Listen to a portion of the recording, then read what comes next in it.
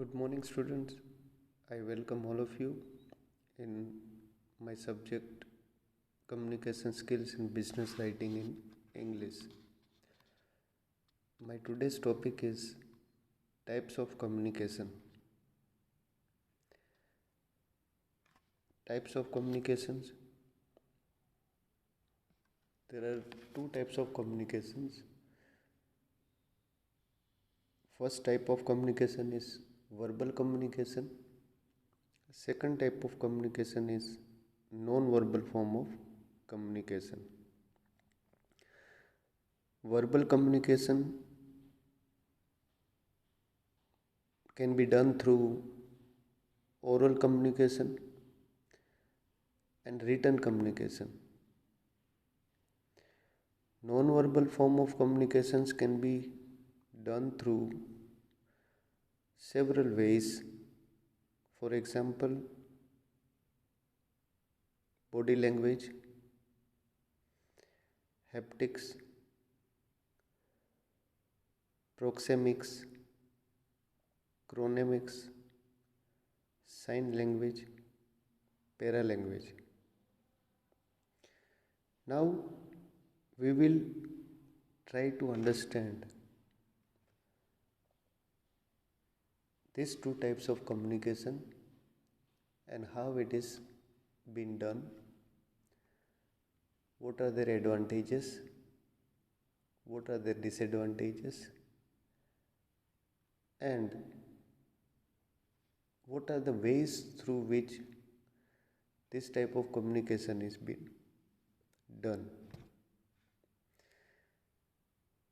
So let us start with first form of communication, that is verbal communication. Verbal communication refers to the form of communication in which message is transmitted verbally. Verbal communication is done by words, mouth, or a piece of writing. So what is verbal communication means? It is a form of communication where messages will be transmitted in the form of words, through mouth, through piece of writing. Verbal communication means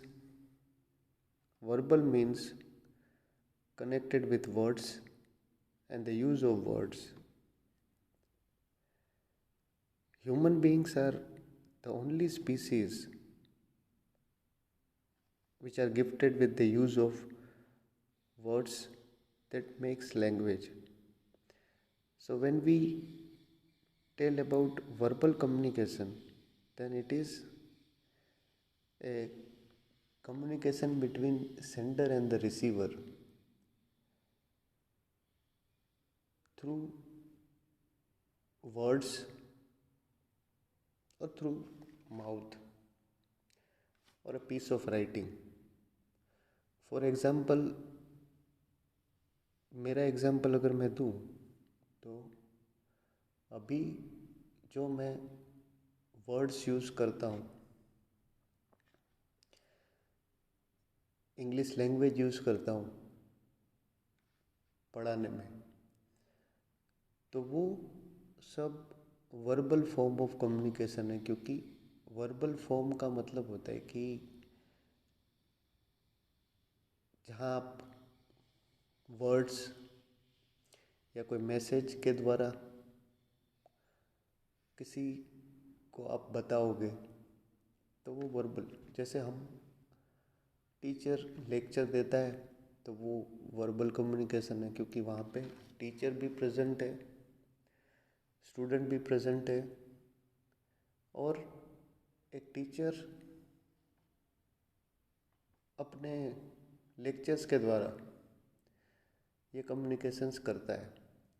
तो verbal form of communications में generally आप किसी से बातचीत करके, बोल के, right, जो कम्युनिकेशन करते हैं उसको हम वर्बल फॉर्म ऑफ कम्युनिकेशन बोलेंगे, क्योंकि एक ह्यूमन बीइंग ही ऐसा पर्सन है in this entire world. There are different species of animals lives in this entire world, but all of them can't speak because human beings are having a skills that they can use words, languages, and through that languages they can communicate to different peoples, right? So verbal form of communication means it is a form of communication where uh, generally message will be through words, right, or through writings. Oral communication first type है verbal communication. मतलब अब हम देखेंगे कि verbal form of communications में कितने types of communications आते हैं. तो फर्स्ट वन है ओरल कम्युनिकेशन, जो कि वर्बल कम्युनिकेशन का एक फर्स्ट पार्ट है. कि वर्बल कम्युनिकेशंस में सबसे पहला जो कम्युनिकेशन टाइप है वो ओरल कम्युनिकेशन. ओरल मतलब आप मुंह से बोलो तो वो ओरल हुआ. तो in oral communication spoken words are used. Generally जो भी कुछ बोलते हैं आए दिन हम बातचीत करते तो वो एक ओरल कम्युनिकेशन है. अपने फ्रेंड्स के साथ आप बात करो, अपने रिलेटिव्स के साथ बात करो, अपने फ्रेंड्स के साथ बात करो, फैमिलीज़ के साथ बात करो, तो ये सब ओरल कम्युनिकेशंस में आएगा. क्यों ओरल कम्युनिकेशंस में आएगा? क्योंकि यहाँ पे जो बातचीत हो रही है वो अपने माउथ के जरिए कुछ बोल के वो कम्युनिकेशंस हो रहा है. तो ओरल कम्युनिकेशन में स्पोकन वर्ड्स राइट यूज्ड होते हैं. It includes face to face conversation, speech, telephonic conversation, video, radio, television and voice over internet. तो ओरल कम्युनिकेशंस कैसे कर सकते हैं? कोई स्पीच दे रहे, जैसे कोई टीचर है, कोई स्पीच देता है, प्रोफेसर एक स्पीच देता है, तो वो ओरल कम्युनिकेशन है. फेस टू फेस कॉन्वर्जेसन है, आमने सामने बात आप कर रहे हो. सपोज एक इंटरव्यू चल रहा है, राइट, तो वो भी एक ओरल कम्युनिकेशन है. टेलीफोनिक, आप टेलीफोन से बात करते हैं, मैं अपने फ्रेंड से बात कर रहा हूँ, तो वो भी अपने मुंह से बोल रहा हूँ, वहाँ सामने वाला भी अपने मुंह से जवाब दे रहा है. तो वहाँ पे जो कम्युनिकेशन हो रहा है वो मतलब ओरल कम्युनिकेशन है. रेडियो के थ्रू कोई अनाउंसमेंट आप करो तो वो भी एक ओरल कम्युनिकेशन है. टेलीविज़न में आप जितने भी शोज देखो तो ये सब ओरल कम्युनिकेशन है जहाँ पे बोला जाता हो. आजकल तो बहुत सारी टेक्नोलॉजी है कि थ्रू इंटरनेट, थ्रू व्हाट्सअप आप वीडियो कॉल कर सकते हो. कॉल के ऑप्शन काफ़ी चेंज हो गए, तो ये सब ओरल कम्युनिकेशंस में आ गया है. पहले oral communications face to face आप बात कर रहे हो तो वो पॉसिबल था. अब आप जयपुर में रहते हो और कोई पर्सन है वो यूएसए में रहता है, तो आप इजीली बात कर सकते हो थ्रू इंटरनेट. आपके पास टेक्नोलॉजी है तो वही ओरल कम्युनिकेशन, मगर हमारे पास टेक्नोलॉजी के आने के बाद वो जो कम्युनिकेशन ओरल कम्युनिकेशन भी है उसकी स्पीड ज़्यादा बढ़ गई है, वो फास्ट हो गया है, राइट. इजीली आप और अलग कोई भी डिस्टेंस से आप बात कर सकते हो. ओरल कम्युनिकेशन जो है उसमें जनरली जो वॉल्यूम, स्पीड, क्लैरिटी ये सब कुछ देखा जाता है. एक ओरल कम्युनिकेशन इफ़ेक्टिव कैसे हो सकता है? जैसे कोई लेक्चर दे रहा है प्रोफेसर, तो कई प्रोफेसर्स के क्लास में बच्चे बहुत अच्छे से ध्यान देते, कईयों के क्लास में ध्यान नहीं देते. काफ़ी हद तक ये भी डिपेंड करता है कि how the teacher is managing that class, उनकी स्पीच में क्या क्लियरिटी है। हम अपने इंडिया का एग्जांपल दें तो यहाँ पे भी बहुत सारे पॉलिटिशियंस हैं, मगर कई पॉलिटिशियंस ऐसे हैं जिनको आप सुनोगे तो उनके पास नॉलेज होता है, राइट। तो कम्युनिकेशन वो भी ओरल है, मगर वो एक इफ़ेक्टिव कम्युनिकेशन है, क्योंकि वहाँ पे बहुत ही अच्छी तरह से स्पीच या बोला जा रहा है, तो वो एक ओरल कम्युनिकेशन है। तो ओरल कम्युनिकेशन का मतलब सिंपल यही है कि आप थ्रू अपने वर्ड्स से बोल के जो कम्युनिकेशन करते हैं उसको ओरल कम्युनिकेशन आप बोलेंगे। ओरल कम्युनिकेशंस के एडवांटेजेस क्या है? Advantages of oral communication, advantages means what कि importance, right? What is the importance of oral communication? The first one is quickness of communication is very fast, means quickness in exchange of ideas. First point, first advantage, quickness means oral communication is very faster, right? Suppose a teacher is giving a lecture, so it is very fast because within a few time you can exchange your ideas, so it is very fast. Then quick feedback facility, second point, second advantage of oral communication is it is very quick feedback flexibility. Quick का मतलब होता है कि fast है, feedback मतलब response, flexibility का मतलब होता है कि सपोज़ आप कोई लेक्चर दे रहे हो, उसमें सामने वाले को कोई भी प्रॉब्लम्स है तो अपने क्वेश्चंस वो पूछ सकता है। तो जैसे ही क्वेश्चन वो पूछेगा तो आपको भी पता चल जाएगा कि प्रॉब्लम्स कहाँ पे हुई और कैसे उसका सॉल्यूशन आप कर सकते हो। तो that is what quick feedback flexibility.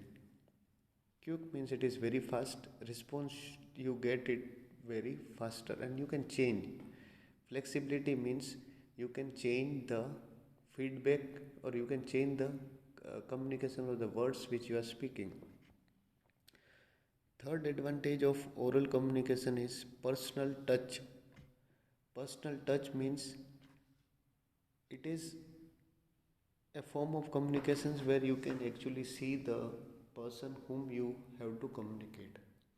आप सामने वाले को देख सकते हो easily, that's the biggest advantage of oral communications के पर्सनल टच, मतलब आपके सामने वो कम्युनिकेशंस हो रहा है, आइदर वो वीडियो कॉल से हो रहा है या face to face interaction through interview हो रहा है, थ्रू स्पीच हो रहा है, थ्रू लेक्चर हो रहा है, राइट। तो वो पर्सनल टच का मतलब होता है कि आप वहाँ पे प्रेजेंट रह सकते हो, राइट। आपको आपके सामने ही वो कम्युनिकेशंस हो रहा है, बातचीत हो रही है। Fourth advantage of oral communication is removal of misunderstanding. Removal of misunderstanding means any kind of problems, doubts which remains can easily be solved through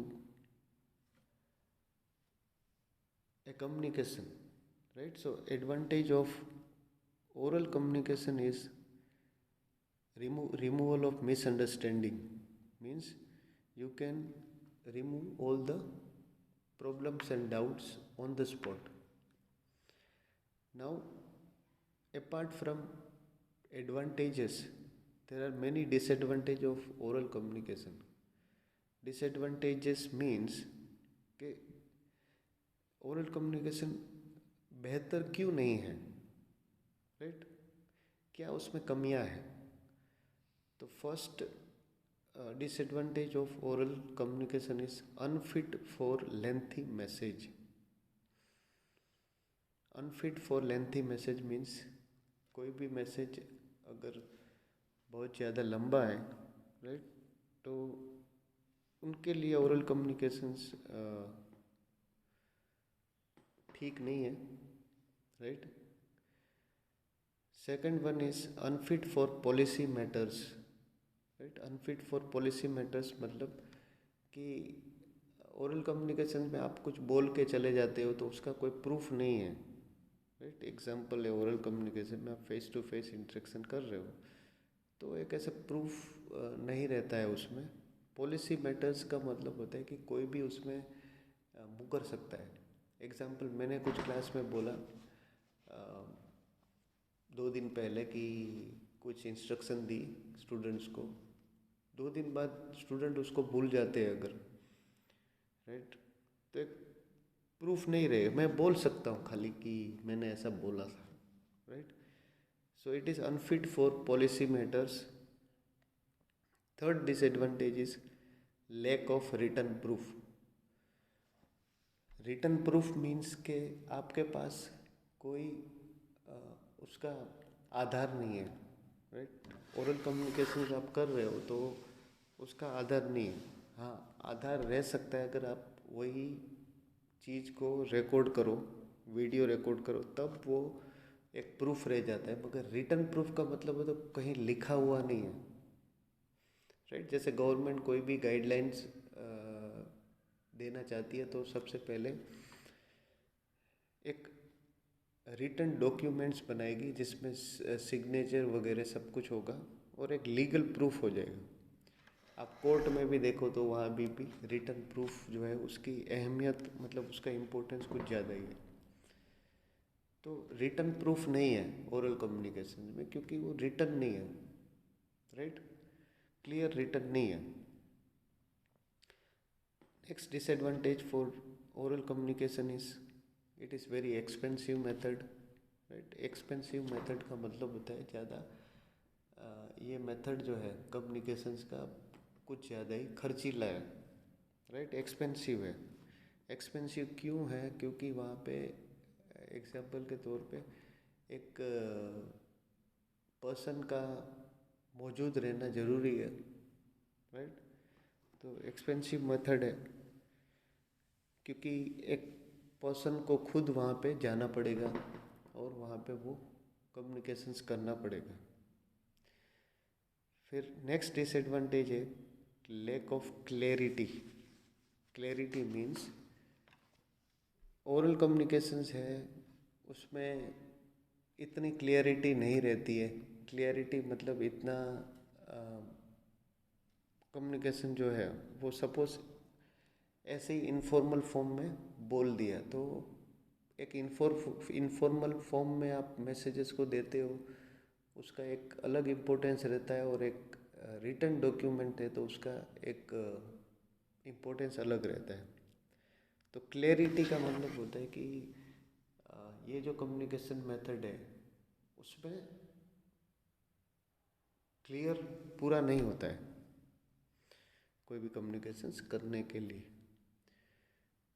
next disadvantage है मिसयूज ऑफ टाइम। टाइम की बर्बादी है oral communications, उसका एक disadvantage है। कैसे है कि एक कम्युनिकेशन आप दूसरे फॉर्म में भी कर सकते हो अगर, तो ओरल कम्युनिकेशंस में हो सकता है टाइम वेस्ट होगा उसमें। तो ओरल कम्युनिकेशंस का डिसएडवांटेज ये है कि मिसयूज ऑफ टाइम, टाइम का वेस्टेज है। Next disadvantage is presence of both the parties is necessary. अब ओरल कम्युनिकेशन जो है it is a form of communication where both the parties should remain present, right. Teacher lecture दे रहा है तो student का प्रेजेंट होना जरूरी है, वरना टीचर किसको लेक्चर देगा। अगर टीचर लेक्चर रिकॉर्ड भी कर रहा है, राइट, तो भी वो सेंडर है और जो स्टूडेंट है वो रिसीवर है, तो कम्युनिकेशंस पॉसिबल है, राइट। तो डिसएडवांटेज ये है कि ओरल कम्युनिकेशन में आपको सामने वाले पर्सन की भी ज़रूरत पड़ेगी। दोनों पार्टीज अगर मौजूद है तभी ओरल कम्युनिकेशंस हो पाता है। तो ये डिसएडवांटेज है ओरल कम्युनिकेशंस के। अब दूसरा फॉर्म जो है in verbal communication is written communication. Written communication means in written communication, written signs or symbols are used to communicate. In written communication, message can be transmitted via email, letter, report, memo, etc. तो return का मतलब होता है कोई भी चीज़ लिखी हुई हो। अगर एग्जाम्पल है बुक्स है, तो बुक्स में सब कुछ लिखा रहेगा। कोई एक डॉक्यूमेंट है, उसमें भी सब कुछ लिखा रहेगा, राइट। जो रिटर्न हम जो लिखते हैं वो एक प्रूफ हो गया, वो काफ़ी टाइम तक हमारे पास उसको रहेगा। न्यूज़पेपर है, मैगजीन्स है, ये सारी चीज़ें जो है रिटर्न फॉर्म ऑफ कम्युनिकेशन है। रिटर्न का मतलब है कोई भी मैसेजेस, कोई भी चीज़ लिखी होगी। ओरल कम्युनिकेशन में बोला जाता है, रिटर्न कम्युनिकेशन में लिखा जाता है, राइट। सो रिटर्न कम्युनिकेशन किस किस टाइप से कर सकते हैं हम? We can do through email, letter लिख के। आजकल इंटरनेट टेक्नोलॉजी अवेलेबल है, तो आप ईमेल कर सकते हो, फिर व्हाट्सएप कर सकते हो, मैसेजेस कर सकते हो, रिपोर्ट कर सकते हो, रिपोर्ट बना सकते हो और मेमो बना सकते हो। ये सब रिटर्न फॉर्म ऑफ कम्युनिकेशन है। In return communication it is influenced by vocabulary and grammar used, writing style, precision and clarity of the language used. कई कई लोग लिखते हैं तो बहुत ही अच्छा लिखते हैं, तो हमको पढ़ने के लिए भी अच्छा लगता है। जैसे कई स्टोरीज बुक आप पढ़ो, तो स्टोरी बुक पढ़ने में मज़ा आता है, क्योंकि जो लैंग्वेज है वो बहुत ही सिंपल, बहुत ही क्लियर लैंग्वेज रहती है, तो उसमें हमको वो चीज़ मज़ा आता है पढ़ने के लिए। एग्ज़ाम्पल के तौर पे कई ऐसी स्टोरी बुक्स है, कई ऐसी बिजनेस मैगजीन्स है, कई ऐसी स्पोर्ट्स मैगजीन है, जिनकी लैंग्वेज जो है वो बहुत ही अच्छी होने की वजह से वो बहुत क्लियर हो जाती है। प्रिसीशन का मतलब होता है कि क्लियर, राइट, एग्जैक्ट, सही। तो रिटर्न कम्युनिकेशंस क्या है? रिटर्न कम्युनिकेशन मतलब जो चीज़ लिखी जा रही है, या कोई भी कम्युनिकेशंस अगर बुक फॉर्म में है, लेटर फॉर्म में है, रिटर्न फॉर्म में है, तो वो सब रिटर्न कम्युनिकेशंस हो जाएगा। रिटर्न कम्युनिकेशंस के एडवांटेजेस क्या है? तो it is suitable for lengthy messages, मतलब अगर मैसेजेस आपको बड़ा लिखना है तो आप लिख सकते हो। कोई चीज़ आप बोल नहीं सकते तो आप लिख के बता सकते हो, राइट। आप एग्जाम्पल कोई प्रोजेक्ट बना रहे हो, तो 50 पेज का प्रोजेक्ट है, 100 पेज का प्रोजेक्ट है, या 200 पेज का प्रोजेक्ट है, तो उसमें आप ए से लेके जेड तक, मतलब ए टू जेड सारी चीज़ उसमें आप इंक्लूड कर सकते हो। तो जब मैसेजेस लेंथी हो, राइट, लॉन्ग मैसेजेस को आपको लिखना हो, तो आप राइटिंग के थ्रू लिख सकते हो। तो ये सबसे बड़ा एडवांटेजेस है। सेकंड एडवांटेजेस है रिटर्न प्रूफ। रिटर्न प्रूफ मतलब आप कोई भी एक डॉक्यूमेंट है तो लिखा हुआ है, तो वो आपके पास रहेगा, एक प्रूफ रहेगा कि ये चीज़ लिखी हुई है। एग्जाम्पल के तौर पे, जैसे अगर कॉलेज हमारे स्टार्ट हो जाएंगे आफ्टर 1 और 2 मंथ्स, तो हम देखेंगे कि कई बार स्टूडेंट्स के प्रॉब्लम्स होते हैं। जैसे उनको एग्ज़ाम्स के लिए वो लोग नहीं दे पाते, सपोज सीआरटी नहीं दे पाते। कई स्टूडेंट्स, उनका कुछ रीज़न होता है, जैसे कि उनकी तबीयत ख़राब है। तो अगर तबीयत ख़राब है, उस दिन उनको नहीं आना है, तो वो क्या करेंगे कि अपने हेड को वो एक लेटर लिखेंगे, लीव लेटर, जिसमें वो लिखेंगे कि I will not be present on this day because I have to, और I am not feeling well, I am suffering from fever. ये रीज़न दे सकते हैं। तो मेरे पास प्रूफ रहेगा, स्टूडेंट के पास भी प्रूफ रहेगा कि मैंने दिया हुआ है, साइन सिग्नेचर किया हुआ है, तो एक प्रूफ रह जाता है, रिटन प्रूफ, राइट। तो आज की डेट में रिटन प्रूफ इम्पोर्टेंट है। जैसे कोई घर मकान के डॉक्यूमेंट्स हो गए, दस्तावेज हो गए, तो उसमें सब रिटन प्रूफ है, right. Next advantage for written communication is clear message. Oral communication में हो सकता है कि मैसेज क्लियर ना हो, राइट, कोई भी चीज़ की वजह से स्पीच अच्छी नहीं है या जो कम्युनिकेशन कर रहा है वो अच्छा नहीं है, राइट। मगर रिटन कम्युनिकेशन में एक मैसेज बहुत ही क्लियर आप लिख सकते हो, मैसेज एकदम क्लियर होगा। Next advantage for written communication is less expensive method. Oral communications की तुलना में अगर हम रिटन कम्युनिकेशंस ले तो बहुत ही लेस एक्सपेंसिव है। कैसे लेस एक्सपेंसिव है? एग्जाम्पल, मुझे ईमेल करना है तो मैं एक साथ 1000 लोगों को ईमेल कर सकता हूँ और फ्री ऑफ कॉस्ट है, राइट। अब आज की डेट में हम देखो कि जितनी भी मोबाइल फ़ोन कंपनीज है सब में इंटरनेट 4G टेक्नोलॉजी से चलता है, आप वीडियो कॉल कर सकते हो मगर फ्री है। हाँ, महीने का 2 GB 3 GB जिस हिसाब से आपकी कैपेसिटी आप इंटरनेट का रिचार्ज करवा सकते हो और उसमें बहुत सारी चीज़ें आप कर सकते हो, तो लेस एक्सपेंसिव मेथड है, right. So it is less expensive method. Then another advantage for written communication is presence of both the parties is not necessary.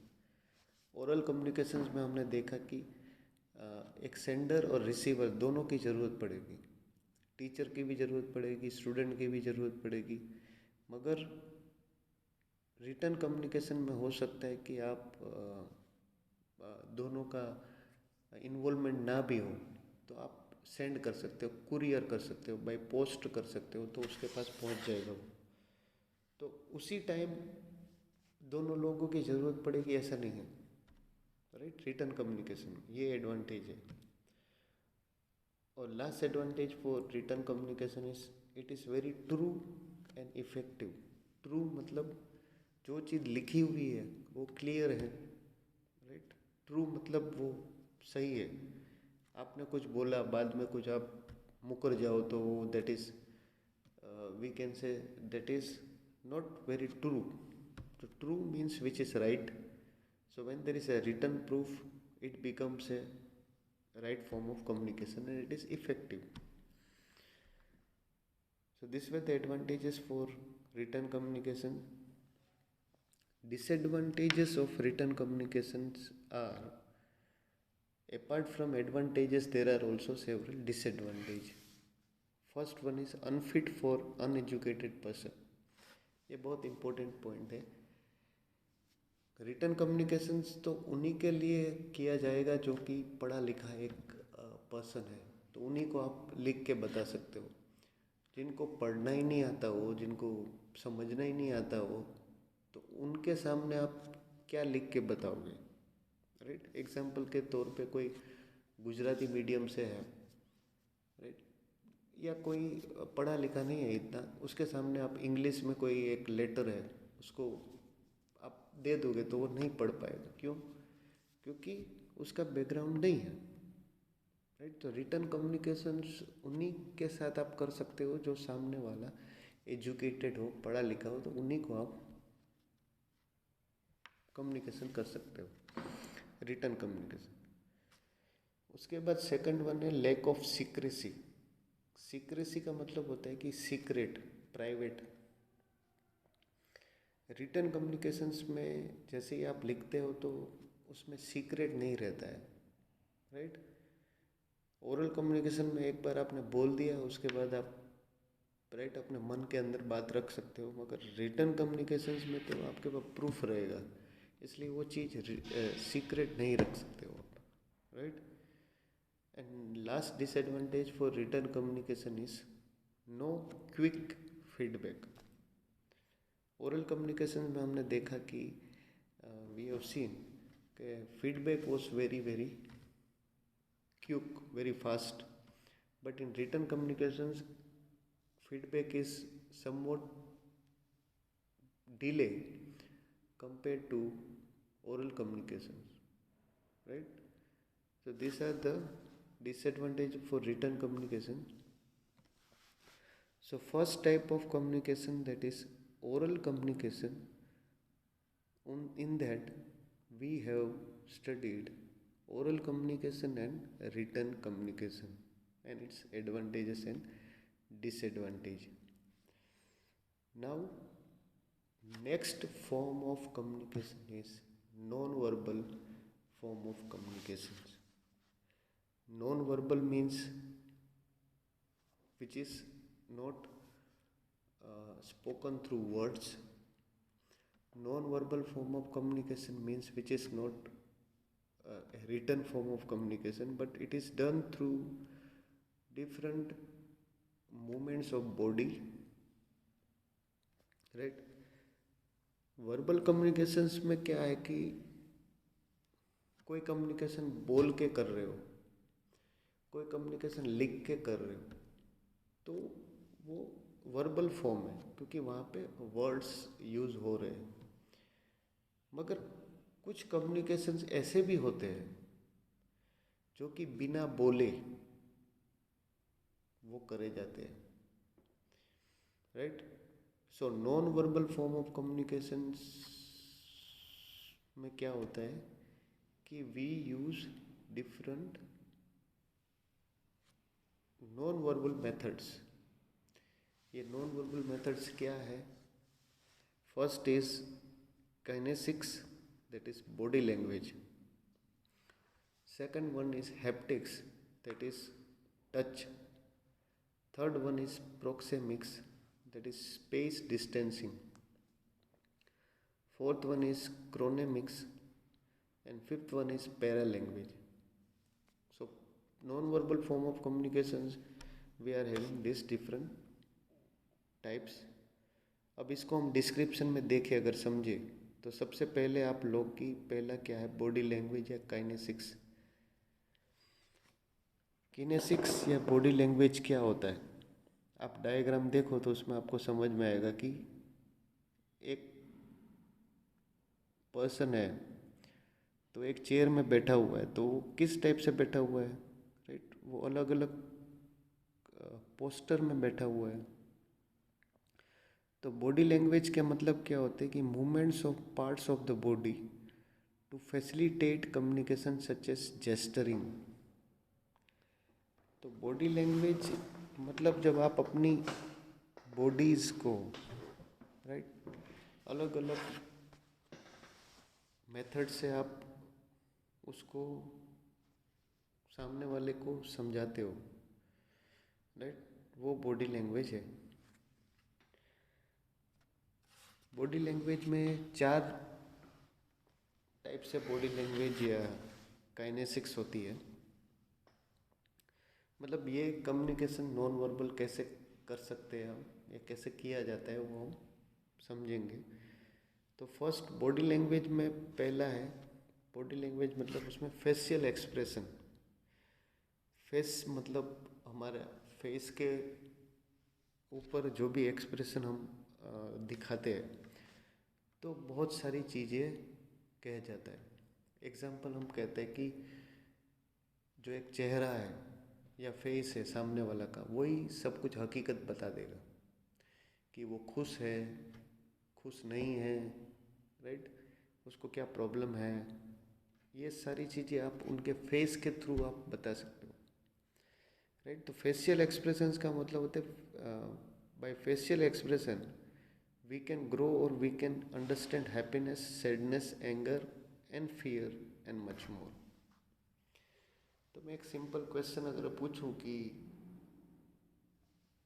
जैसे कोई लेक्चर चल रहा है क्लास में और स्टूडेंट के फेशियल एक्सप्रेशन से आप बता सकते हो कि कितने लोग उसको ध्यान से समझ रहे हैं, कितने लोगों को वो बोरिंग लग रहा है, या कितने लोगों को वो समझ नहीं आ रहा है, राइट.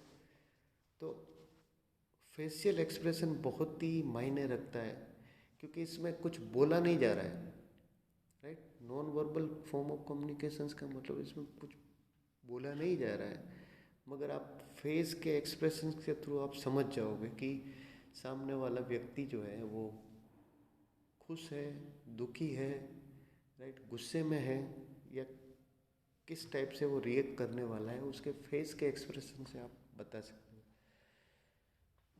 तो पहला जो पार्ट है किनेसिक्स बॉडी लैंग्वेज, उसमें फेशियल एक्सप्रेशन मतलब थ्रू फेस के एक्सप्रेशन से आप कम्युनिकेशन समझ सकते हो या बोल भी सकते हो सामने वाले को। सेकंड वन है बॉडी लैंग्वेज में आई कांटेक्ट या eye gaze, right. Looking at another person can indicate a range of emotions like anger, grudge, and danger. A dangerous look can tell you someone is happy and not comfortable with. Eye contacts, right? ऐसा generally माना जाता है कि अगर सामने वाले का आई contacts अच्छा है तो हम ये कह सकते हो कॉन्फिडेंट है, राइट।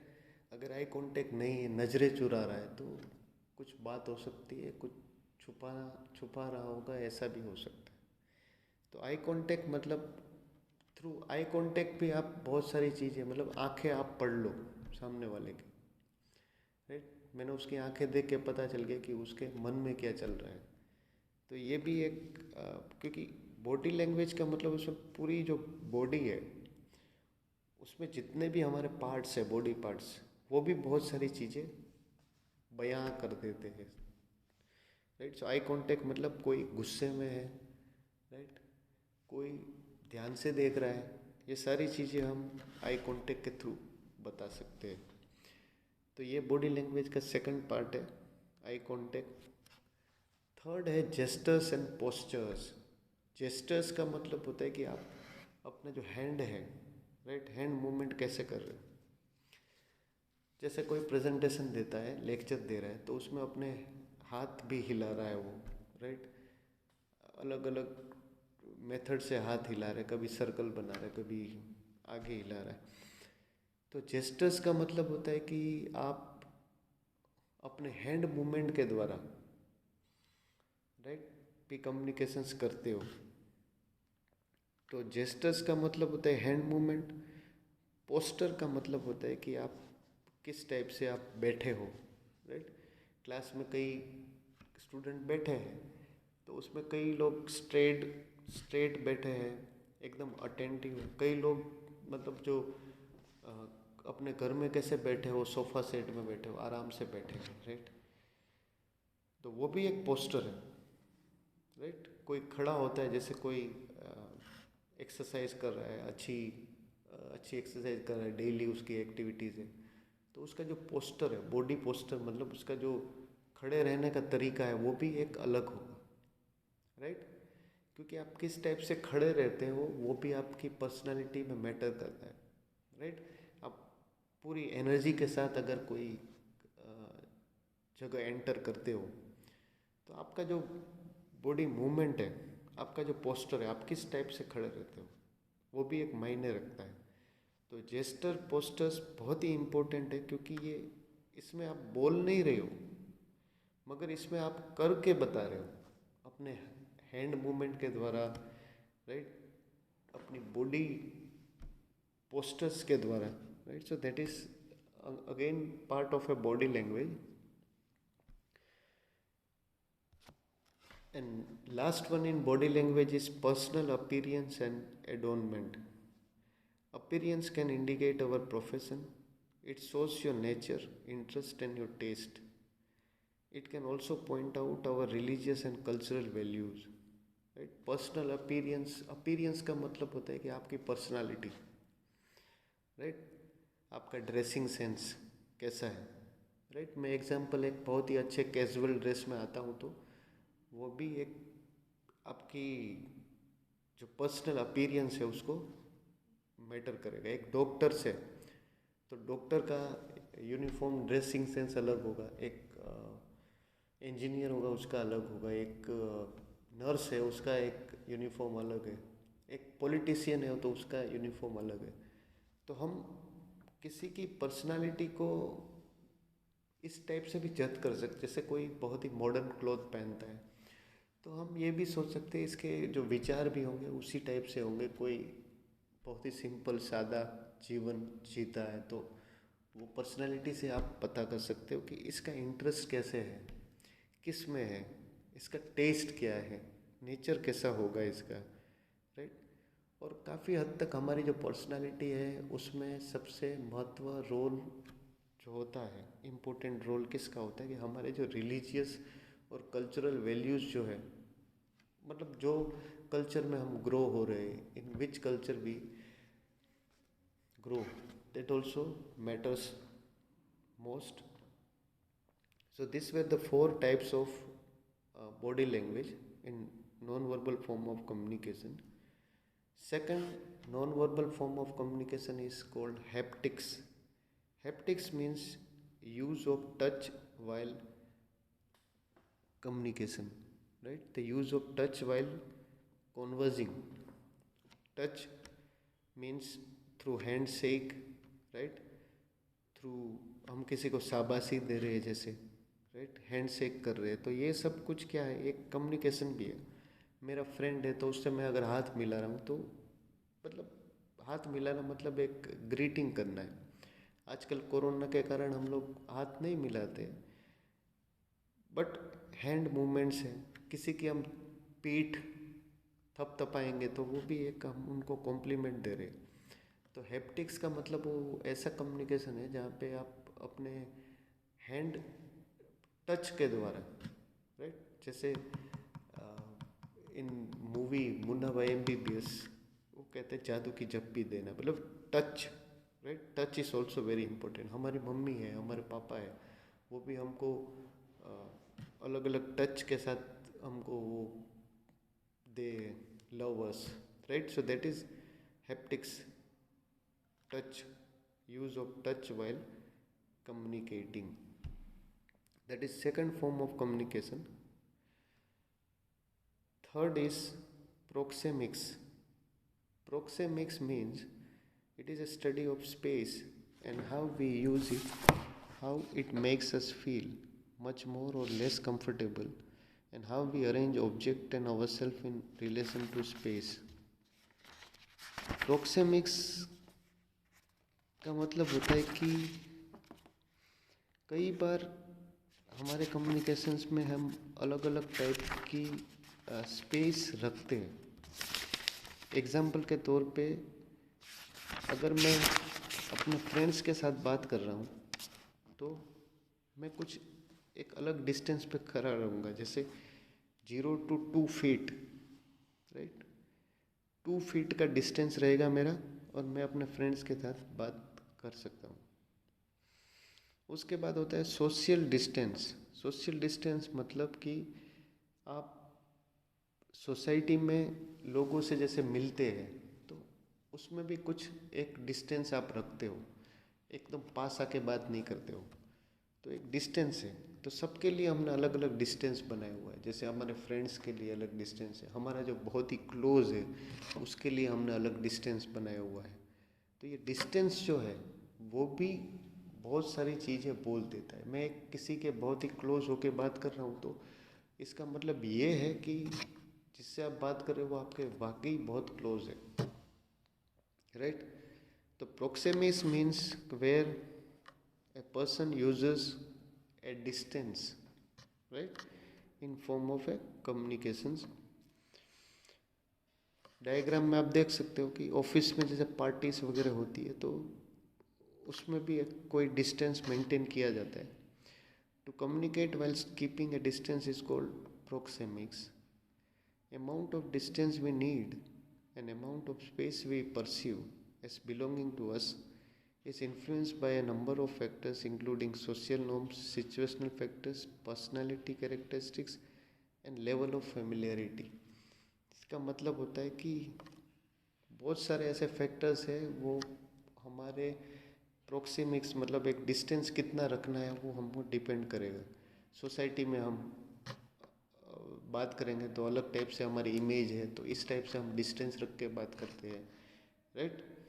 कहीं घूमने गए हुए हैं तो वहाँ पे हमारा जो हमारे फ्रेंड्स के साथ डिस्टेंस रहेगा कम्युनिकेशन का, वो बहुत क्लोज रहेगा।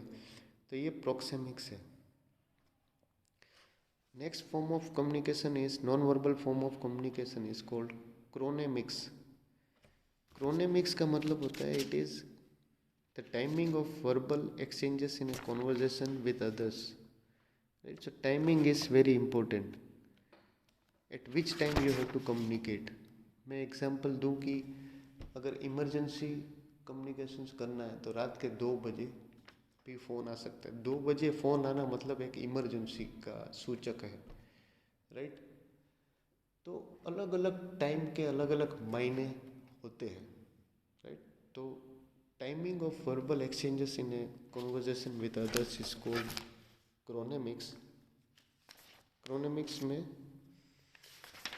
अलग टाइम आप मैनेज करते हो अलग अलग लोगों से बात करने के लिए।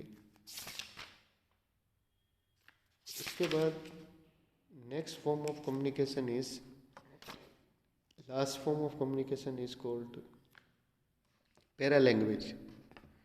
What is a para language? Para language is the voice intonation that accompanies speech, including voice pitch, voice tone, and the rhythm of speech. Right? Paralanguage can alter meaning.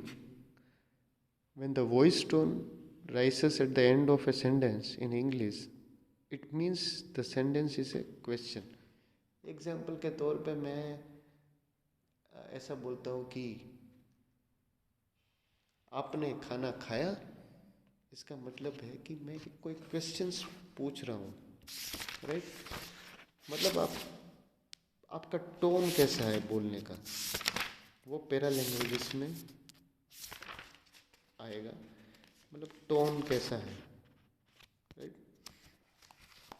तो para language means like languages, the study of para language focuses on how you say that what you से, क्या बोला आपने और कैसे बोला, ये महत्व रखता है, वो पैरा लैंग्वेज है।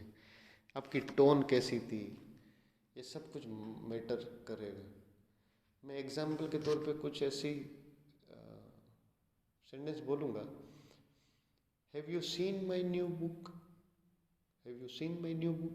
तो एक क्वेश्चन मैं पूछ रहा हूँ, have you seen my new book, have you seen my new book. So para languages में मतलब कि आप